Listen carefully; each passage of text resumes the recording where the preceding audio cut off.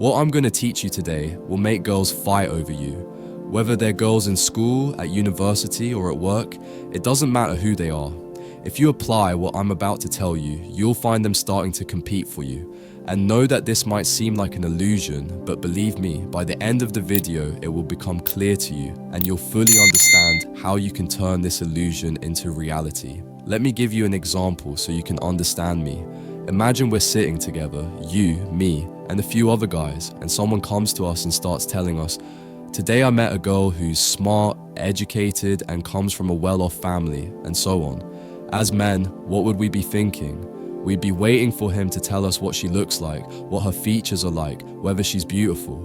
These are the answers our minds automatically expect. Why? Because men are visual creatures. We like what we see. Now let's see how girls think. When a girl goes to a group of her friends and starts telling them, "I met a tall, handsome man, blonde with blue eyes," what will the girls be thinking? They'll be waiting to hear the answer. Who is he? They'll want to know his value. And this word value is the core of this video. If you know how to make a girl feel that you have high value, she's already yours. So, what is the definition of this value?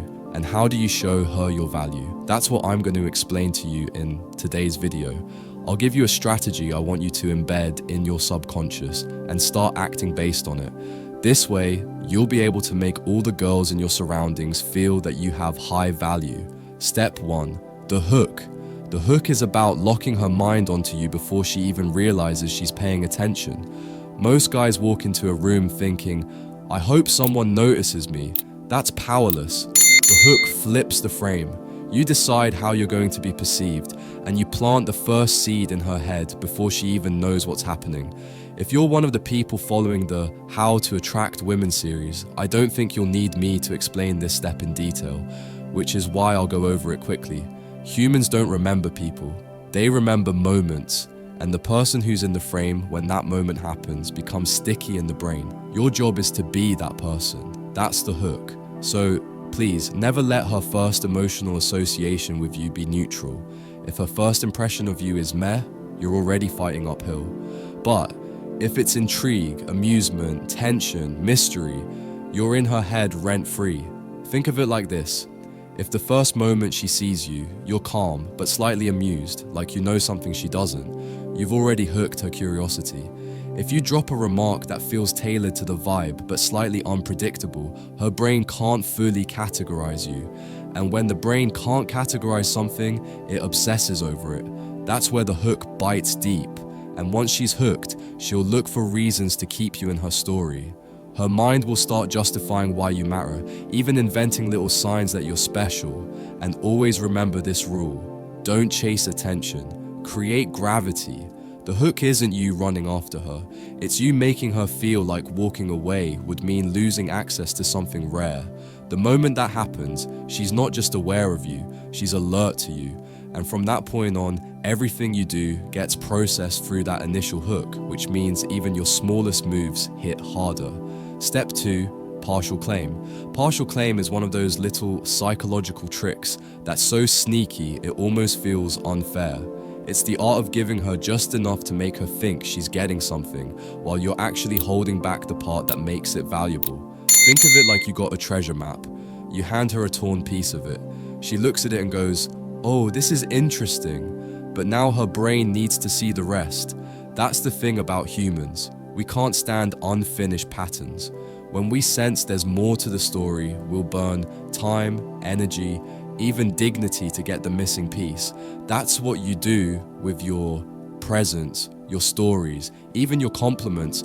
You don't say, "You're beautiful." You say, "You know, there's something about you that's dangerous." And then you let silence do the heavy lifting. Now she's hooked because you gave her something, but you didn't hand it over neatly, wrapped with a bow. Control the frame by controlling the gap in her mind. The moment she starts chasing your meaning, you flip the roles. She's now investing, you're now in control, and control is attraction's oxygen. Partial claim also works with your availability. If she says, "So, what do you do on weekends?" you don't unload your whole schedule like some puppy. You smirk and say, "Depends who's asking." Maybe you give a piece. "Sometimes I disappear for 2 days. No one ever knows where I go." Boom. You just set a hook in her curiosity without lifting a finger. The magic here isn't about lying, it's about withholding just enough to make her imagination do the work for you, and her imagination will always create something more exciting than the truth. You're letting her mind write your legend, and once she starts doing that, you become bigger in her head than you actually are. That's partial claim, not giving her the whole thing, just enough to make her lean in every single time. Step 3, control distraction. Control distraction is like hiding the real play in plain sight while everyone's eyes are on something else. It's not about actually distracting her with random stuff, it's about guiding her attention so precisely that she forgets to notice what you're really doing. Think about a magician. When he pulls the rabbit out of the hat, your jaw drops. Not because you're stupid, but because your eyes were where he wanted them to be. You didn't even think about where his other hand was or what was happening behind the curtain. That's control distraction in social dynamics. A woman's brain, like anyone's, can't focus deeply on two conflicting emotional threads at once. If you create a spike of curiosity, playfulness, or even mild confusion, it parks her logical brain for a moment. And when logic takes a back seat, emotions drive. And emotions are where attraction lives. And here's where I want to give you a rule I want you to remember for the rest of your life. If she's thinking logically, you're negotiating. If she's feeling emotionally, you're influencing. Control distraction is how you keep her in the second zone. Let's make it real. You're talking to her. She asks a loaded question. So, what are you looking for in a girl?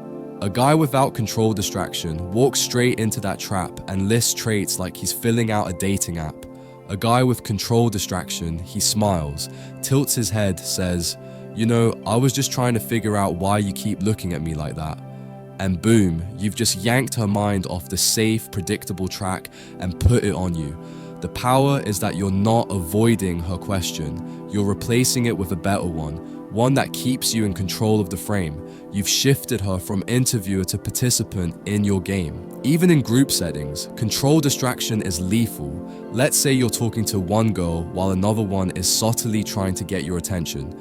Instead of reacting directly, you throw an unexpected comment into the group or tell a quick, weird, slightly provocative story. Now everyone's attention is on that, and suddenly you're the gravity in the room. They're orbiting you without realizing they've shifted position. Control distraction works because it's not about running away from tension.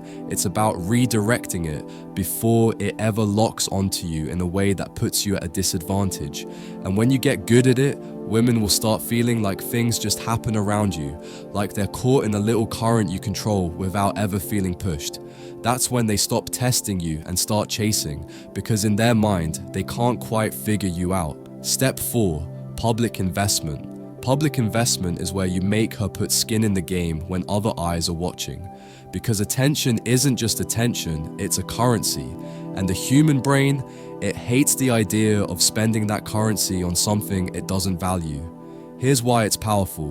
When a woman invests in you publicly, the act itself changes her perception of you. She's not just being nice anymore. She's basically announcing to herself and to the room, this guy is worth it.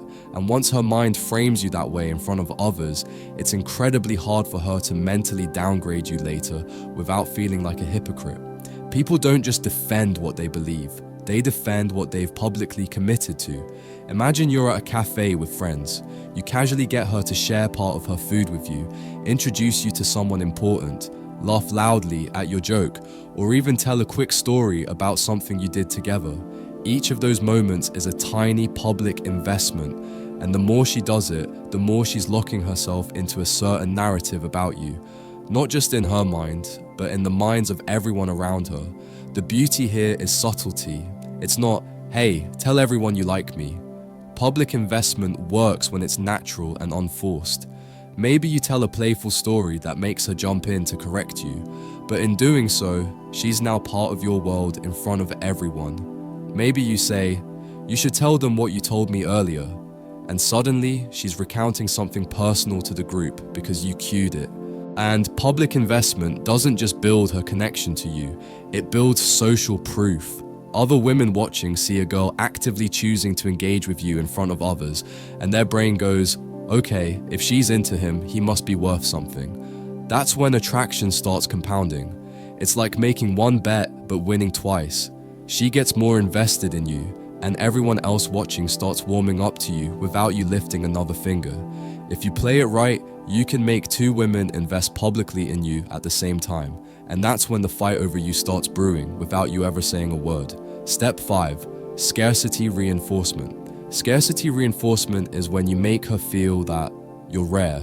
Not just in the "you're a busy guy" cliche, but in a way that makes her brain panic at the idea of losing you. Humans value what's slipping away more than what's sitting in their lap. When something is hard to get, our brain upgrades its worth automatically, even if nothing about the thing itself changes. That's why you can ignore a song for years, then suddenly become obsessed with it the moment it's taken off Spotify. Her fear of losing you will always create stronger attraction than her pleasure in having you.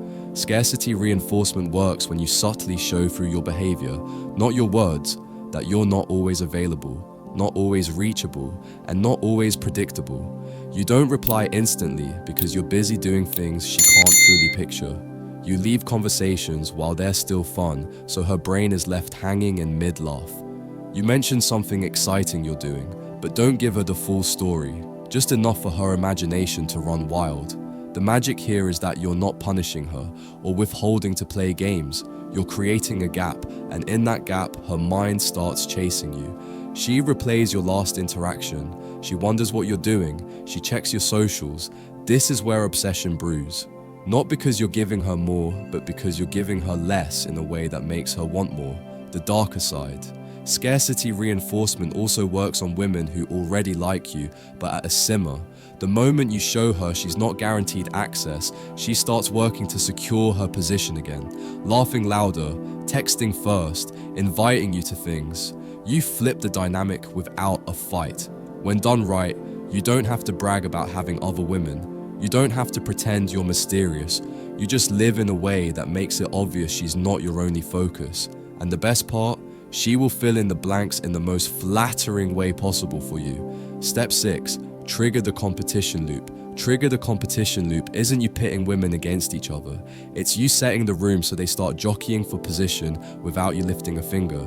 The loop starts when two things sit in the air at the same time. 1. Your attention is clearly rewarding. It feels good, raises their status. 2. Your attention is clearly scarce. They can't secure it on demand. Once both are true, social comparison kicks in. She's not just deciding if you're worth it. She's deciding if she's getting more of you than the other girl. That comparison is the engine. Psychology-wise, you're leaning on pre-selection. Women infer value when other women enjoy you.